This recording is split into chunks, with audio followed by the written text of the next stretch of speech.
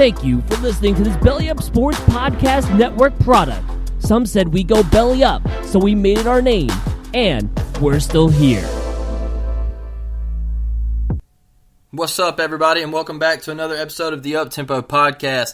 Man, I'm your host, Blake Lane, and today I'm here to talk a little bit about all the sports that happened over this past weekend, and I want to talk about the Auburn Tigers baseball team going down to Baton Rouge and picking up a big series win, taking 2 out of 3 from the 13th ranked LSU Tigers.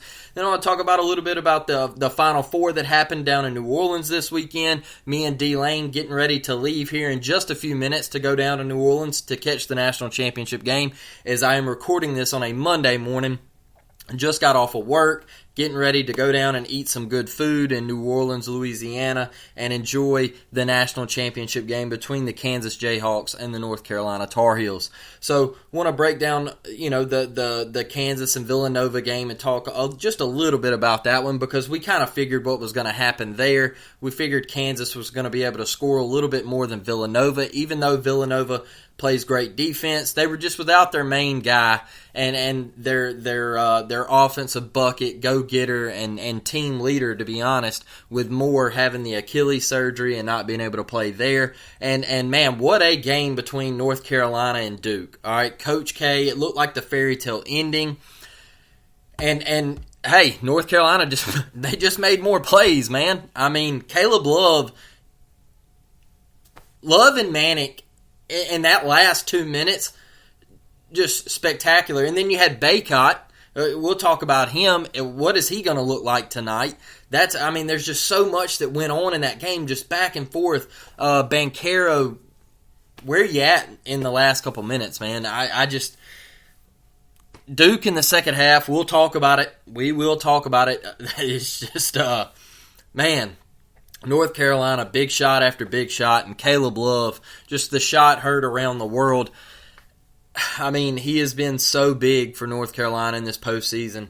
And the game that he had against UCLA in the Sweet 16, absolutely incredible. Went off, won that game for them. When Manick wasn't having his best night, Caleb Love stepping up and making plays. And you saw him up one, 30 seconds left, dribble left, pull-up jumper, in his eye, dagger, smooth dagger. Just clutch shot, man. Ice in your veins, clutch shot. Hubert Davis believing in his players, and Duke not shaking hands.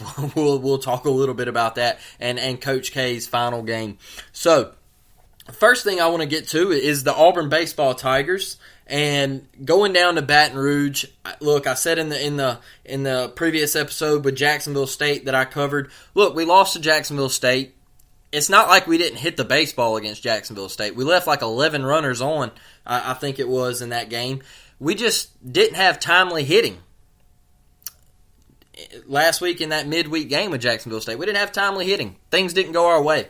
It happens. I told a lot of you on social media that baseball is a weird game. Things happen like that. You drop games to teams like that, like having a battle back against a Tennessee Tech or losing a series to Middle Tennessee. Look, it happens. It happens. Baseball is a weird game. But what I did tell you is that you got an opportunity to go down here to Baton Rouge, and you got an opportunity to take 2 out of 3. All right, it's very seldom you're going to sweep on the road. All right, you don't ask to sweep on the road. The great Tanner Allen from Mobile, Alabama, right here, hometown boy, national champion at Mississippi State, he said, all right, word for word, great teams avoid getting swept on the road. All right, great teams, they avoid getting swept on the road. Mississippi State, all right, they went out to Fayetteville this weekend. All right, made a big play yesterday and avoid getting swept on the road. Tanner Allen said, great teams win at home. All right, you win your series at home, and you avoid getting swept on the road. The great Tanner Allen, folks. Absolute stud, national champion, player of the year in college baseball last year. Can absolutely do it all on the baseball field. Can play anywhere, can hit it anywhere, can do all things, man.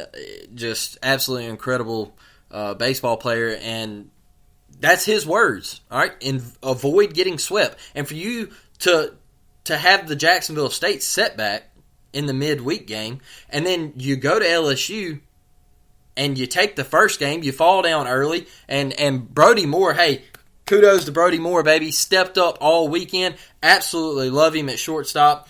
Just hitting the tater, making plays with his glove, made a tough play out in shallow left center to keep Auburn in the lead, and just showed up all weekend, man. And you win Thursday night. You pick up game one Thursday night. I think it was the first time they had won game one in LSU Stadium, Alex Box down in Baton Rouge since the first time, like 2011. And it was the first time they had won a series down there since 2011. So just incredible. The football team ending the streak in Baton Rouge from 1999, not winning down there. And Harsin went down there this past year and got a dub. And then the baseball team ending this streak. And they get a big win Thursday night. Like I said, fell down early. And Moore hits a bomb and puts them in the lead. And, Auburn holds off with the bullpen. And then they bounce back Friday. And, close game, tight game. Bullpen gives up some runs to LSU. They open it up. They take it down and force a rubber match. So we get to Saturday. And what do you know? Joseph Gonzalez, a guy that Coach Thompson has been wanting more out of, and hey, we got it. All right, we got it. He gave up 3 earned in 6 innings pitched. All right, we got it. That's all you can ask for on the road. All right, out of your starting pitcher, that is all you can ask for. 3 earned runs in 6 innings. He did his job. He went back out for the 7th, ran into a little trouble. That's when they brought old Carson Skipper in, and hey, he did his job, got it to Blake Burkhalter, and we will talk about that in just a second. So, forcing this rubber match with LSU and getting the quality start that you got out of Joseph Gonzalez, that leads to offensive confidence. Okay? It leads to offensive confidence. And also you're in a rubber match and your offense comes out and you put up an early run in the first. All right, you got a Kason Howell walk and a Sonny DeShera double. The Thick King, we'll talk more about him in just a second, and then you get a Brody Moore sack fly. Okay, so you're jumping out the gate with confidence. All right, and you come in the bottom of the first. Joseph Gonzalez, he gets 3 quick ones, and bang, you're up. You got LSU on the ropes. All right, and then you come out in the second. And Joseph Gonzalez, he gives up a couple singles, and then they tie it in the second, 1-1. And then later in the fourth, Auburn comes up with Ryan Dial, who's been struggling. All right, been struggling at the plate. But hey, he steps up in the fourth. He had 2 on and 2 out, and hits a single out in the center, and that scores Foster. And so, hey, your pitcher, he's still rolling. Joseph Gonzalez, still rolling. The offense, you're finding confidence. You got guys like Ryan Dial stepping up, who's been struggling. And you go into the fifth in a 2-1 game, and you get Howell on with 1 out. And, hey, guess what? Sonny DeShera, the Thick King, baby. He strikes, hits a 425-foot home run, dead center, off the batter's eye at Alex Box, and makes it a 4-1 game. And like he said after the game, he said, hey, I knew that all weekend they were going to throw me off speed. All right, they're not going to throw me a fastball. Well, in the fifth, he worked the count, got into a hitter's count, 3-1 count, and what do you know? Sonny was sitting on a fastball. He said, I knew he had to come to me, and he laid it right down the pipe. And Sonny DeShera sent it to outer space. All right, dude is the top 3 hitter in college baseball. All right, he is a top 3 hitter in college baseball. I want to say he's the best, but I'm not going to go there because I don't want people thinking I'm just an Auburn lover and biased towards my team. But so I'll give you top 3, okay? And then with a 4-1 lead, like I said, Gonzalez went out in the 7th, ran into a little trouble. Carson Skipper comes in the 7th and gives up a single, and it's a 4-2 game. Gonzalez gave up the single for a 4-2 game, and then Skipper comes in and gives up a single to make it a 4-3 game. And so they call him Blake Burkhalter in the 7th, and he gets out of it. And so they move into the 8th, and it's a 4-3 game. You still got the lead. Burkhalter does his job, and you get Kason Howell. He adds one to make it 5-3, and then with Howell on after he singles in to make it 5-3, Sonny DeShera comes up, and LSU's in the shift, and the second baseman runs over in between the shortstop, and they collide on a ground ball that Sonny hits, and the ball leaks out into the outfield, and Kason Howell comes around to score to make it 6-3. And then Blake Burkhalter goes out in the 8th and gives up a solo home run, and then shuts it down in the 9th. Looked really, really impressive there. And Auburn wins the game 6-4 and takes the series. All right, and the National Baseball rankings come out, and the D1 baseball rankings come out today, and Auburn's 25th in the D1 baseball rankings, I believe. They come in at number 25. They're 19-9 and 5-4 in the SEC, tied for second in the SEC West. Who would have thought they were picked to finish 6th, I think, preseason? Still could happen. But, they're proving all the haters wrong right now. They're proving all the haters wrong, and I absolutely love to see it. The sticks are coming around. The pitching's coming around. Just great stuff from the bullpen in that third game with Carson Skipper and Blake Burkhalter. And, man, you got Vanderbilt coming to town this weekend. You got Vanderbilt coming to town. They just got swept from Tennessee. You know they're going to be hungry. It's going to be a live town in Auburn this weekend. You got A-Day with the football team, and you got Vandy right after it in the baseball series, and you're in for a jam-packed weekend, man. Harson's going to try to get things fired up over there at Jordan-Hare, and then you're going to walk right across the street that Saturday, and you're going to watch Auburn and Vanderbilt play baseball, I hope, because we need to pack it out. I'm trying to work some stuff out where I can drive up Saturday morning, catch the A-Day game, and walk right across the street, like I just said, baby, and fill it up, We need to have Plainsman Park slam-packed for this top 25 matchup, and I asked Kendall Rogers, they released their rankings this morning, and he didn't have Auburn in there. But I asked him, I said, hey, man, where's my Auburn Tigers at? Where do they come at in your rankings? And he said, hey, they're just on the cusp. They're just on the cusp. I just need to see a little bit more because they've lost 2 out of their last 4 series, all right, which they, like I said, they dropped the series to Middle Tennessee. Okay, and then they dropped their opening SEC series to Ole Miss, all right? But they forced a rubber match with Ole Miss. So I'm pleased there. I'm not mad about that, okay? And then you get a series win out at Bluebell Park at Texas A&M, and then you turn around and you go to freaking LSU and you get another series win, all right? And you got Vanderbilt coming. Like I said, man, this weekend, a lot of hype around this matchup. Go win a series at home. Go win a series at home and stamp yourself. All right, let Kendall Rogers and the guys know what you're about, man. That they see it. They see it. You're on the cusp. He replied to me this morning on Twitter. You're on the cusp. You're there. Auburn baseball just needs a little bit more. All right, he gave Blake Burkhalter a huge shout out, saying that on that back end, man, he's lights out, and he is. He really is. I think Auburn's surprising people on the diamond this year. I really do.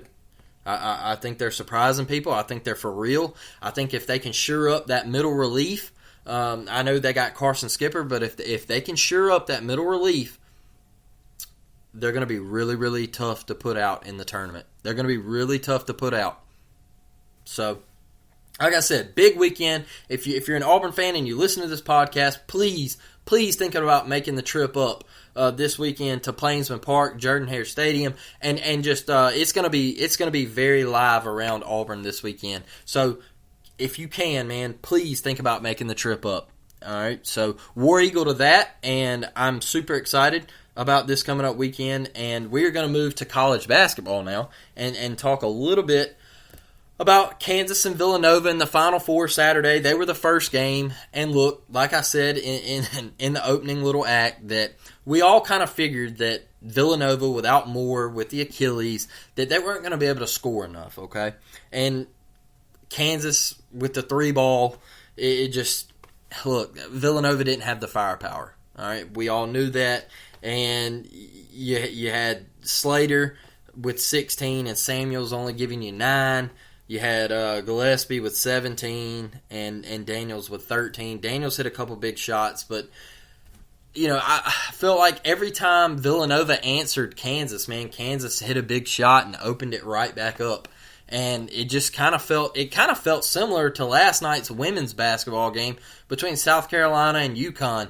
Every time UConn would cut the lead to 6, man, South Carolina would hit a big shot. So that was the vibe that I got with the Villanova-Kansas matchup, was every time Colin Gillespie would get it within striking distance and Villanova would get between that 8-6 range, Kansas would just knock down big shot after big shot.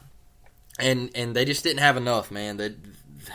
Without more, I would have loved to seen them play with more healthy. I think it could have been a different game. It could have been. I'm not going to say that Kansas would have lost. I just think it could have been a little bit tighter down the stretch. And McCormick, man, I can't wait to watch him tonight. What a special player. Look, I apologize to Kansas. I gave them shit all year long, and I said that after watching them play Kentucky at the Phog, they weren't about it. I said, you're not about a national championship team. I didn't think that they would make this run, and I was wrong, man. They proved me wrong time and time again, and they're here on a Monday night with a chance to dance to one shining moment. So just really, really special, man. McCormick is everything that you could ask for, and Christian Braun in the second half just shooting it with confidence. Big shot after big shot, like I said. And Kansas moves on, man. Can't wait. Me and D-Lane, we're fired up. We're getting ready.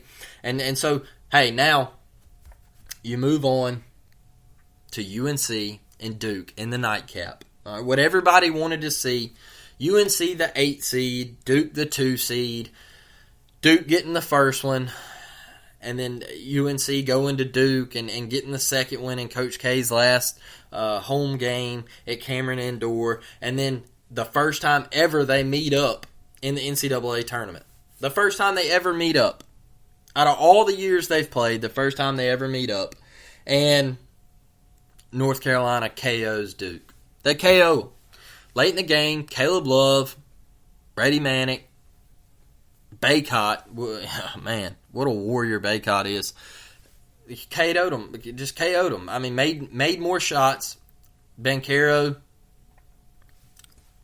Hey, I don't know, man. I don't know where you were at. You were giving Manick problems all night down in the post, and then in crunch time,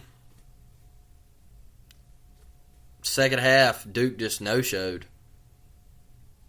Honestly, in my opinion, they just no-showed. Late down the stretch, Duke no-showed. And Carolina had a couple massive runs there in the second half. And going back to the end of the first half with Duke, the way they closed it out, I said, it really feels like North Carolina's in trouble. They got Baycott with the third foul right there in the second half, early in the second half, and I said, this kind of feels like trouble for North Carolina. And then I think North Carolina went on like a 9-0 run and just opened up a little lead, and then you kind of felt the tables turn right there. And like I said, man, Baycott with the rolled ankle, he played the other night. He come back and played, but what's that ankle going to be like tonight? That's what everybody wants to know. Is he going to be able to give you a solid game with 22 rebounds or, had 21 rebounds the other night. I'm sorry. Had 11 points for 21 rebounds. And then you got Manick with 14 points. Manick's going to have to score more tonight. He's going to have to score more. I need him at the 18 to 20 point range. And then you got Caleb Love, man, with 28, 11 of 20 from the field. And it's crazy because like the last two games, he started like 0 for 5 or 0 for 6 or something like that, and has just absolutely lit it up in the second half. And it is incredible, man. Played 40 minutes. He played 40 minutes, Caleb Love. When is North Carolina's legs going to give out? Baycott, 33 minutes. The only reason he played 33 minutes because he went out with the sprained ankle. Manick, 38 minutes. R.J. Davis, 36 minutes. Caleb Love, 40 minutes.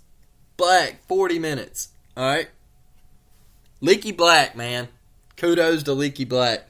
Doesn't do everything on the offensive end, but plays hellacious defense. He gives people trouble and was a real problem for Banchero. And hey, man, they don't go to their bench a lot, so that's why I'm saying, when does North Carolina's legs give out? Do they finally give out tonight? And who do you like? Look, it's hard for me to go against North Carolina. I want North Carolina. I want Caleb Love, Brady Manick, Baycott, Leaky Black. I want Carolina, but man, it just feels like Kansas is so much more. They're so much more fresher with depth, and they haven't been on this Cinderella run. But then there's a part of you that kind of feels like Caleb Love is on this cardiac Kimba UConn run where he isn't going to be denied. And it's really hard to pick a winner, man. I want to go Kansas. They're -4 because I think they have more depth and they're more fresh and they've been shooting it well. And McCormick is going to offset Baycott down there. And I really like Kansas, but man, it's hard for me to pick against USC. I want USC. My heart wants USC because I love the little underdog story. Hubert Davis, people thinking that North Carolina was kind of falling off a cliff in college basketball, and then Hubert Davis comes in, and bam, they're back in the national championship. Been to the last they've been to 3 out of the last 6 Final Fours, I think it is. So I don't get the whole UNC is falling off the cliff. They're down in the shelter, as some said earlier in the year. Here they are. Players have bought into Hubert Davis' style. You still got Roy Williams up in the stands, cheering them on, has been to every single tournament game, and it's absolutely brilliant to see. As far as Coach K, look, Duke not shaking hands, didn't like it one bit. Wendell Moore staying after the game, the only Duke player to shake hands, Coach K shaking hands.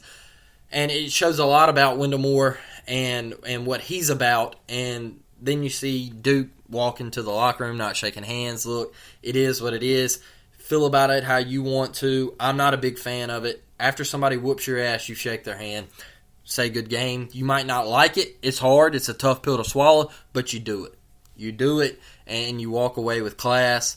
And it was just a little sour taste in my mouth towards Duke because I feel like as a kid growing up, that's always the way I looked at Duke. I love Coach K. I thought they were going to win the game. I picked them to win the game. And, I had Ryan Lohman on here, and we talked about it, and we both picked Duke to win. And, I've always saw Duke as that I think that I'm better than you attitude. And, I've heard multiple people in college basketball that cover it now that used to play against Duke, and they always say that they recruited the pretty boys and, the guys that other people wouldn't recruit. Duke recruited them, the private school kids. And I just always got that feeling is Duke just thinking that they're better than everybody. And, hey, I don't have to shake your hand, okay? But when shit's going good, I want to shake your hand. But when it goes bad, you know what? I just don't want to shake your hand. You're my rival, and you kick my ass, so I'm just not going to shake your hand. So, hey, kudos to Coach K. Man, retire. Have a blast. You've done everything for college basketball that you could ever do. Ultimate legend, GOAT, the Nick Saban of college basketball. I've heard a couple people say that. Just an excellent career. Couldn't ask for anything else, man. The TikTok videos, the Twitter videos, Facebook videos, whatever, man. Every video that they have put out on social media has been exceptional to watch, and the career that he has had, and the big-time moments and championships that have been won under Coach K. So Duke now in a new era, moving on and getting ready for the 2022-2023 season. Well, now I want to turn to me and D-Lane, getting ready for tonight. Just got off work, recording this podcast, waiting for D-Lane to get here so we can get ready and hit the road and get down there to New Orleans, Louisiana, the Big Easy. We're going to go to the Fan Fest. We're going to go to lunch, get us some really good food, hit Bourbon Street, get ready for the game tonight. And man, I'm excited. It's been 10 years since I've been to a Final Four. D-Lane has never been to a Final Four. This is his first go. national championship game, as I should say.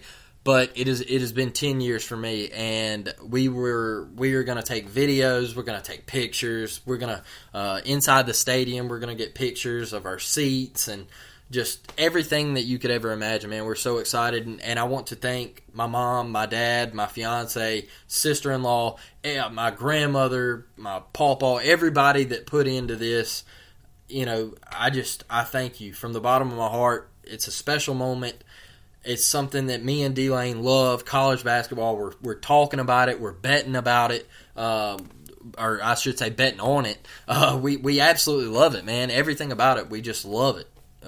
Every single night, we would get up at his house for tournament games and watch March Madness and have a bunch of food with friends. And it's an atmosphere, man. And college sports takes you away from politics. That's the way I feel, and that's why I love college sports, and that's why I love bringing it to this podcast and talking to all my followers. Is because, man, when North Carolina and Duke was going back and forth the other night, you weren't sitting there barking about politics. You were, no matter who was inside that stadium, whether you were sitting next to a stranger or what, you were shaking hands, saying, "Hey, man, UNC, baby." It didn't have nothing to do with politics. It was sports is bringing us closer together. And we went through COVID and the horrible time with no fans and the bubble, and you could only have 3,000 people inside a stadium or whatever, and you had to have vaccine proof and all that stuff, and there's no more, okay? It's college sports has that passion, man. That's what it's about. It has that passion. Everybody comes together. Everybody loves everybody. That's what it's about, man. That's why I love it so much, is because it is a strong passion that brings everybody so close. Nobody hates anybody. Nobody argues. Man, it's everybody for everybody, man. And that's why I love it. So honestly, why I love it is that we went through so much, and now you see us bouncing back. And we're loving on each other. Caleb Love hits a shot, and you see everybody hugging and loving on each other, and it's just a beautiful sight to see. And you see Duke fans, man. I hate that you had to lose like that, but you see Duke fans hugging each other and consoling each other, and just saying, man, we were so close. And it's just stuff like that you didn't get to see during the COVID time, and you don't see people arguing, man. And it's just a special, special thing. And I can't wait to get into that Superdome tonight. I really can't. I love to see it. I can't wait for the atmosphere. A blue blood national championship. The last one I was at was Anthony Davis in Kentucky against Kansas. 10 years later, I'm back with Bill Self trying to win his third one. Just special stuff. Special stuff. I mean, not win his third one. He's in his third one. But, hey.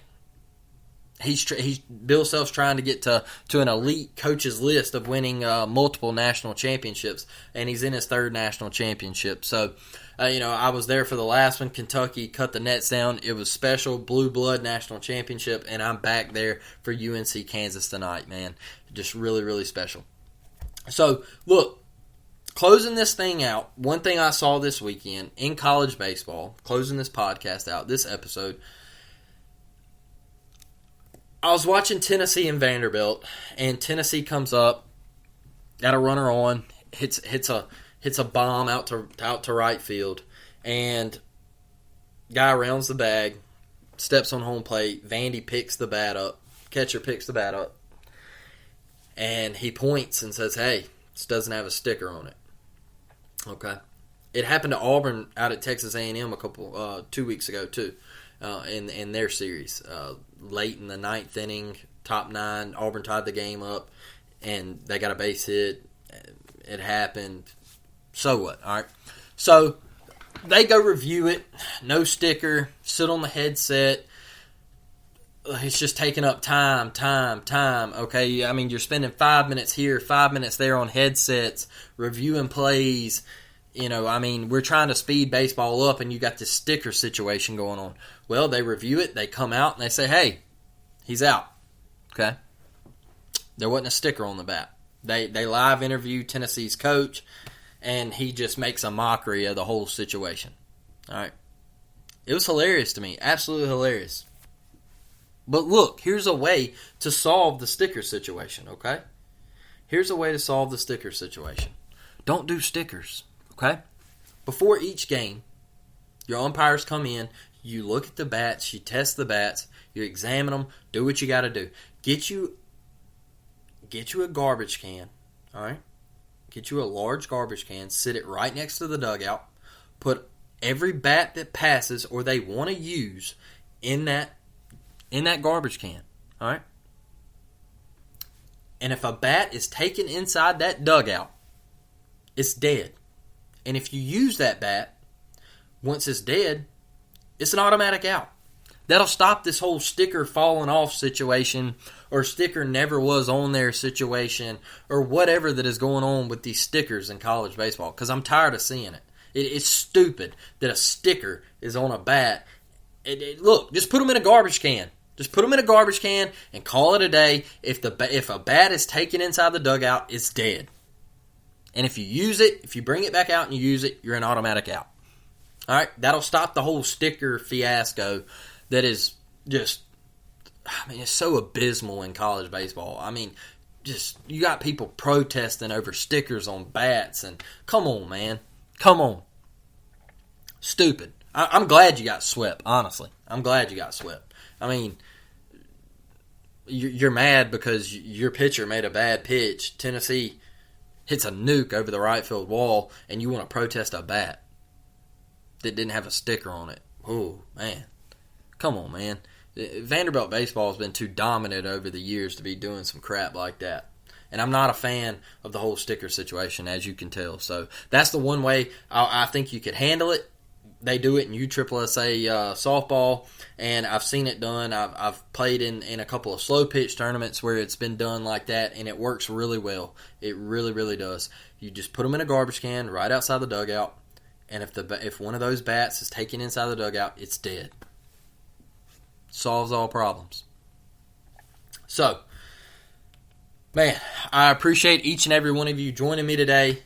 This morning, I'm going to get this podcast uploaded ASAP, and I am going to dish it out to everyone, and we are going to head to New Orleans. Me and D-Lane going to go get ready real quick, and we are going to get down there and enjoy ourselves. So, like I said, thank y'all for joining me, and until the next one, I will catch y'all. I'm out.